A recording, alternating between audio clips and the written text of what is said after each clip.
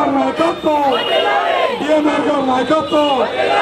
రావాలి జగన్, రావాలి జగన్, రావాలి జగన్, రావాలి జగన్, రావాలి జగన్.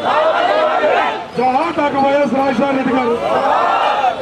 డిఎంఆర్ గారి నాయకత్వం, డిఎంఆర్ గారి నాయకత్వం, డిఎంఆర్ గారి నాయకత్వం.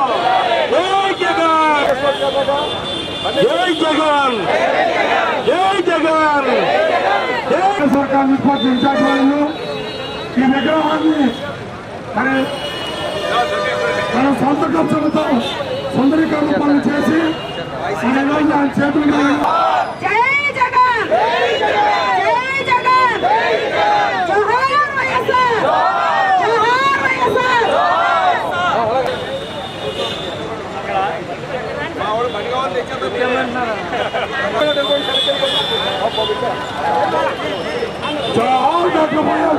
రాజశేఖర రెడ్డి గారు ఈ అవకాశం ఇచ్చినందరికీ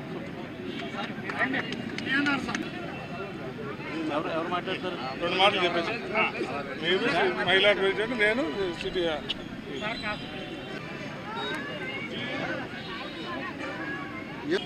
జనహృదయ నేత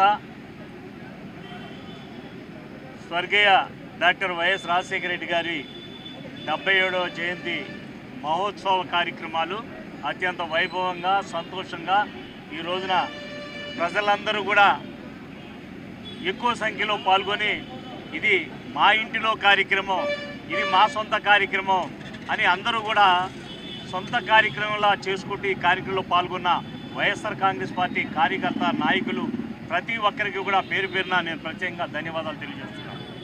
ఈరోజు వైఎస్ రాజశేఖర రెడ్డి గారి జయంతి అనగానే, వైఎస్ రాజశేఖర రెడ్డి గారు అనగానే గుర్తొచ్చేది ఏంటంటే గత పాలన. ఆయన పాలనలో ఒక్కొక్కరు కూడా ప్రతి కుటుంబంలో ఉభయ తెలుగు రాష్ట్రాల్లో ఆరాధ్య దైవంగా ప్రతి కుటుంబంలో ఈరోజు కూడా గుర్తున్నటువంటి వ్యక్తి ఈరోజు మనకి భౌతికంగా మన ముందు లేకపోయినా 2 తెలుగు రాష్ట్రాల ప్రజల మనసుల్లో బతికే ఉన్నాడు వైఎస్ రాజశేఖర రెడ్డి గారు. ఆ వైఎస్ రాజశేఖర రెడ్డి గారికి ప్రత్యేకంగా ఈ రోజున మరి ఈ జయంతి సందర్భంగా నివాళులర్పిస్తూ వైఎస్ రాజశేఖర రెడ్డి గారు అంటే కనపడేది ఏంటంటే ప్రతి పేద కుటుంబంలో కూడా నా బిడ్డను ఇంజనీరింగ్ చదివించాడు, నా బిడ్డ ఇంజనీరింగ్ చదివి దేశ విదేశాల్లో ఉద్యోగాలు చేసి ఆర్థికంగా మా కుటుంబాలు ఎదిగేలాగా చేశాడు, మా బిడ్డ ఆ కష్టం ఈ రోజున ఆర్థికంగా ఇవాళ మేము ఎదిగి సమాజంలో గౌరవంగా ఉంటున్నామని తల్లిదండ్రులు చెప్పుకుంటున్నారు. అంతేకాదు ఈ రోజున రైతన్న ఈ రోజున ఎన్ని ఇబ్బందులు పడుతున్నాడు. ఇవాళ ఉన్నటువంటి కూటమి ప్రభుత్వం ఆనాడు చంద్రబాబు నాయుడు గారి పాలన దగ్గర నుంచి ఈనాడు కూటమి ప్రభుత్వం వరకు కూడా ఇవాళ ఏమిటాయంటే వ్యవసాయం దండగా, వ్యవసాయం పండించవద్దు.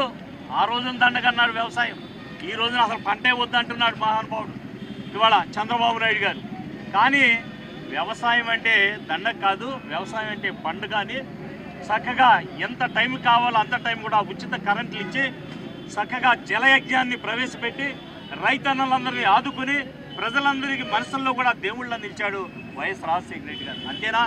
అంతేనా పేదవాడికి గుండె నొప్పి వస్తే గుండె ఆపరేషన్ చేయించాలంటే 3 లక్షలు 4 లక్షల రూపాయలు కావాలంటే కాటికి పంపాలే కానీ హాస్పిటల్కి చేర్చుకునేటువంటి పరిస్థితి లేని, ఆర్థిక స్తోమత లేని పేద బడుగు వర్గాల కుటుంబాల్లో ఆ యజమాని గుండె నొప్పి వస్తే రాజన్న ఒకటే చెప్పాడు, కాటికి పంపను, కార్పొరేట్ హాస్పిటల్ పంపిస్తాను, మీ యజమానులను బ్రతికించి గుండె ఆపరేషన్ చేయించి మళ్ళీ 108లో మీ ఇంటికి పంపించి మీకు అప్పచెప్తానని అభయం ఇచ్చి ఈ 2 తెలుగు రాష్ట్రాల ప్రజలందరూ కూడా అభయం ఇచ్చినటువంటి దేవుడు మహానుభావుడు వైఎస్ రాజశేఖర రెడ్డి గారు.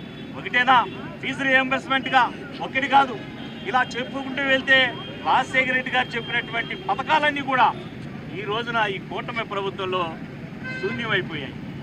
ఆ తర్వాత వచ్చాడు, ఆ తర్వాత రాజశేఖర రెడ్డి గారి తర్వాత ఆయన బిడ్డ జగన్మోహన్ రెడ్డి గారు వచ్చి నాన్నగారు 1 అడుగు ముందుకు వేస్తే నేను 4 అడుగులు ముందుకు వేస్తానని జనరంజక పాలన అందించి ప్రజల్లో ఒక స్థానాన్ని, సుస్థిరమైనటువంటి స్థానాన్ని సంపాదించుకుని 5 సంవత్సరాల పాలనలో 2 సంవత్సరాలు కోవిడ్ వస్తే నా ప్రజల ప్రాణాలు ముఖ్యం, నాకు ప్రజలు ముఖ్యమంటూ 100 కోట్ల రూపాయలు ఖర్చు పెట్టి ప్రజల కోసం విజయవాడలో తాడేపల్లిలోనే కాపరి ఉండి ఈ 2 సంవత్సరాలు కూడా కోవిడ్ టైంలో ప్రజల్ని కాపాడుకున్నటువంటి వ్యక్తి వైఎస్ఆర్ బిడ్డ అయినటువంటి జగనన్న.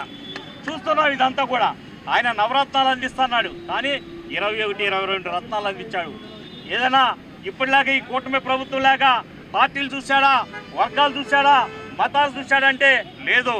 ఈ రాష్ట్రంలో కులం లేదు, మతం లేదు, రాజకీయ పార్టీ ఎజెండా అంటూ లేకుండా అందరికీ సమానంగా ప్రతి సంక్షేమ ఫలాలు అందించండి, అర్హులైనటువంటి వారికి అందరికీ అందాలని ఆయన తపనతో అందరికీ అందిస్తే ఈ రోజున ఈ కూటమి ప్రభుత్వం పాలనలో ప్రజలందరూ విసుగు చెంది ఇవాళ విస్మయం చెంది ఇవాళ ఏమి చెప్పాలి, ఎవరితో చెప్పుకోవాలనేటువంటి పరిస్థితిలో మాయమాటలు విన్నాము, మాయమాటలు మోసపోయాము. ఆనాడు ఆ రాజన్న చేసినటువంటి ఫలితాలు గుర్తు తెస్తుంటే ఇవాళ గుండె చెరువైపోతుంది. ఆ తర్వాత ఆయన బిడ్డ జగనన్న 5 సంవత్సరాల పాలనలో మనకు మంచి చేస్తే మనం అన్నింటినీ కూడా మర్చిపోయి ఇవాళ చంద్రబాబు నాయుడు గారు చెప్పిన అసత్యాలకు, దుర్మార్గమైనటువంటి ఆలోచనలకు ఆశ పెడితే మనం మోసపోయామని ఈ రోజున ప్రజలందరూ గగ్గోలు పెట్టున్నారు.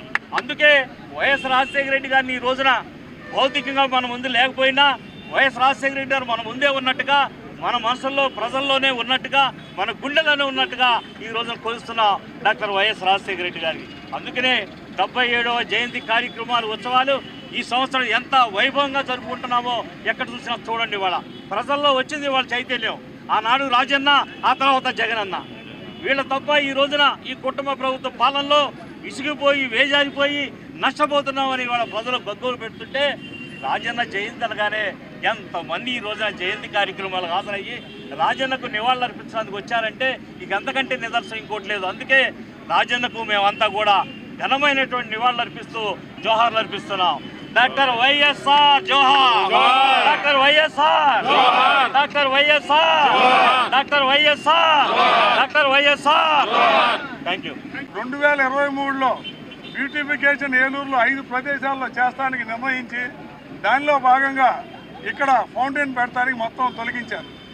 తర్వాత మా యొక్క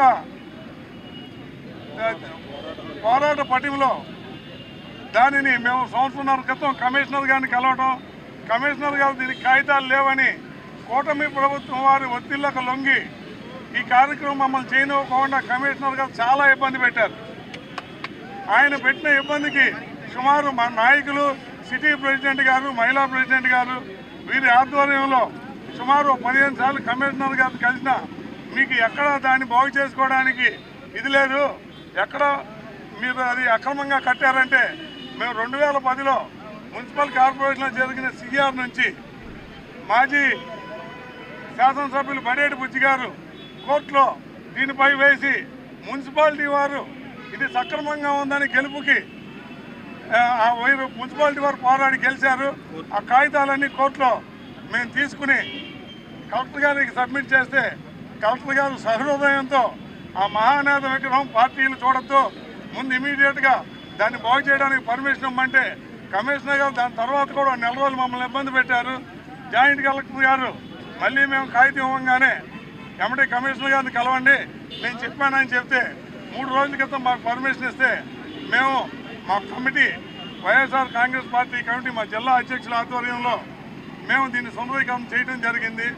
అలాగే మా పార్టీ ఆఫీస్ కూడా చాలా త్వరలోనే జిల్లా ఆఫీస్ని మేము మా పార్టీ శ్రేణులందరి సహకారంతో మేము దాన్ని త్వరలోనే ఓపెన్ చేస్తామని ఈ సభాముఖంగా తెలియజేస్తున్నాం.